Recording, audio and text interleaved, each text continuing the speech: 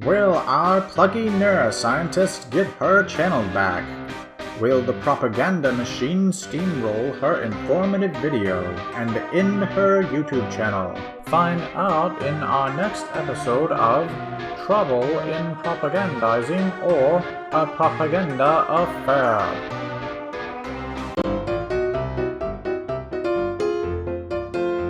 Okay, are we back? Great. So, in order to get everything back online, if you will, I had to promise that I was going to say not all advertising constitutes propaganda, but I don't really agree with that, so let's just keep it between you and me. Okay? Great. The reason why I believe advertising is a form of propaganda are the following. It's selling us things that we don't actually need and using our emotions to do so. So, for instance, here's an example of transference. And if we remember what transference means, it means that something is associated with something else that may have nothing to do with each other. Here's an example of testimonial, bandwagon. So again, we do have propagandists using our own emotions to serve their purpose. Based on all of my observations, I do want to note one thing. We need our emotions, and while a lot of people believe that emotions are not particularly logical, I don't believe that we can necessarily dissect logic from our emotions. I think that both of them combine together to make an entire experience of something. So, for instance, if we have a fear response, maybe there's a cobra or a rattlesnake going to bite us. Well, we need to have a fear response to run away from that cobra or that snake, which is not only an emotion driving us to act, but it's also a logical one. It is logical to have a fear response of something that is harmful to you so that you remove your body away from whatever may cause harm or is sensed as a danger. This is why what propagandists do is so nefarious, and I think it's immoral because our emotions can certainly be logical. We need them to survive. Wait! Don't listen to her! Don't you want this Freedom Facts fizzy flavored soda water?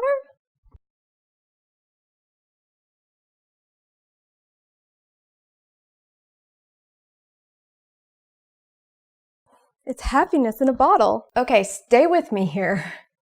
We can persuade others without the use of propaganda. Propaganda is only one persuasion tool. These alternative tools happen to be what social psychologists have been studying for over 100 years. They've designed entire models about persuasive communication, and the heuristic systematic model may best house propaganda, at least over the elaboration likelihood model. But honestly, I can't say for sure because social psychologists dropped researching propaganda, and from all accounts, it doesn't really appear that they have picked it back up as a viable topic of research. That's right, after there was a whole push in the 1980s, they didn't revisit the topic.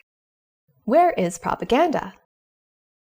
Propaganda is everywhere, but it acts most insidiously in one particular place. Media and communication researchers maintain that liberal democracies rely on propaganda. After all, elites in liberal democracies cannot do what they please without approval from the people, and propaganda becomes a tool designed to gain that approval. The news media, owned by powerful corporate entities and reliant upon powerful corporate industries for financial support in the form of advertising, becomes an unsuspecting and nefarious source of propaganda. I have no doubt that our magician friend is intimately involved in at least trying to propagandize us and distract us.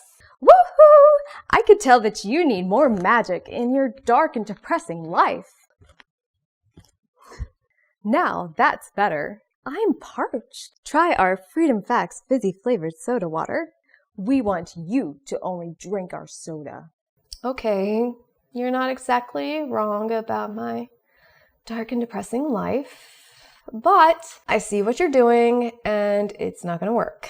Now, where was I? The news media. I'm not saying that all sources of news media engages in propaganda peddling all of the time, because that is not true. In fact, the majority of what the news media reports is accurate, or simply relaying a message from another source. It is mostly in the details, absence of details, and framing where the propaganda may be uncovered. Take, for instance, the following two headlines. Both are accurate, but frame the exact same information in a different way.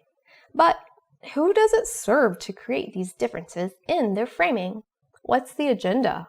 There is a consensus in media-oriented research that in news media systems where corporate power is infused with state power, a system that happens to be employed in the United States, there is an overrepresentation of official political and corporate practices, values, and content at the expense of views from other non-official sources. In doing so, this maintains a social system and belief system that favors elite interests, as the system is often promoted and rarely faces criticism. Here, the difference in major news outlets should be viewed as a fight for power and control among elites. There is a lot of information on this, and if you're interested, you should start at Manufacturing Consent, The Political Economy of the Mass Media by Edward Herman and Noam Chomsky.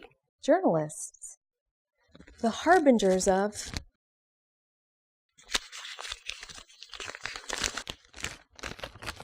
death. Now hold on, journalists trained in an environment where the status quo is rarely questioned or criticized may not be aware that they themselves may be transmitting propaganda. I suspect that is the case for the vast majority of journalists. They may be no more aware of what they're doing any more than you may be aware of what you're doing.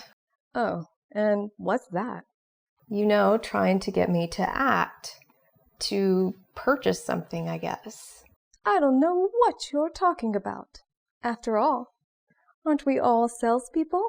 Sure, if we liberally apply the word salespeople, I guess I'm attempting to pass along ideas to the viewers, if you consider that selling an idea. But it matters what it is we are selling and how it is we're selling it. The findings that respected institutions and traditionally trusted sources of information promote propaganda presents a real problem. Democracy relies on an informed citizenry to make an appropriate decision about themselves and others or their communities. Specifically, if you're concerned about democracy, you should be concerned about propaganda. What information can I trust? Regarding what information should be trusted, it's more about developing an understanding of the limitations that exist regarding the information you have available. Recognize that the majority of news outlets report in a way that maintains the current societal structure and ideology of invested parties. Again, this does not mean that the information is factually wrong, although some of it is. It just means that there exists a bias, and do your best to read, watch, or listen through that bias. Also, do not rely on one source for all of your information. That's why I include the research I use for each video in the thingy below. Never take anyone's word at face value, including mine. How can I protect myself against unwanted influence? Protecting yourself against unwanted influence is difficult, and we all have and will fail at this from time to time. We are social animals and are greatly influenced by our social lives, and propaganda is an aspect of living a social life. Measures you can take that may offer some protection are the following. Be inquisitive. Ask questions to others and yourself. Asking questions to yourself is the first step in seeking out information on your own. I recognize that this is a luxury that requires time that many people just do not always have. Do not rely solely on the word of an authority figure. This is an issue you'll encounter in science fields. We have a habit of relying on other researchers' findings, but we don't replicate them. We build upon them, making the assumption that they're more right than wrong. Try to uncover where gray areas exist, especially when the information is presented in starkly binary terms. Make note of how words are used. Is the word good always in reference to your particular in-group, while the word bad always refers to an out-group? try to deconstruct the ways in which symbols are used. Symbols are infused with meaning and are very, very powerful tools for communication. Are symbols being used as a way to install fear of something or someone? These are all on an individual level, and I believe it's not enough. If John Stanley, who writes How Propaganda Works, is correct when he states the following: a central cause of propaganda is inequality, which tend to result from flawed ideology, and flawed social structures tend to give rise to flawed ideological belief. Then if you want to reduce the effectiveness of propaganda, then it is our duty to challenge the social structure that relies on inequalities in the first place. I implore psychologists and neuroscientists, and any field with a focus on human beings, to consider doing just this. This way we can discover more about how to protect ourselves more effectively, like from people like this 10th rate magician over here. Hey, don't hate the players. Alright, that's fair. Hate the game designers for rigging the game. Finally, relax and reluctantly accept that propaganda is a societal structure. Staple. So share this video with family and friends so that you can better recognize propaganda and become more discerning information consumers. Thank you for liking, sharing, and subscribing. And if you want to make a donation into my hat, you can do so via PayPal or via Patreon by becoming a contributing member. And here are our current contributing members who have already donated into this hat. As always, thank you for feeding your brain with brief brain snacks.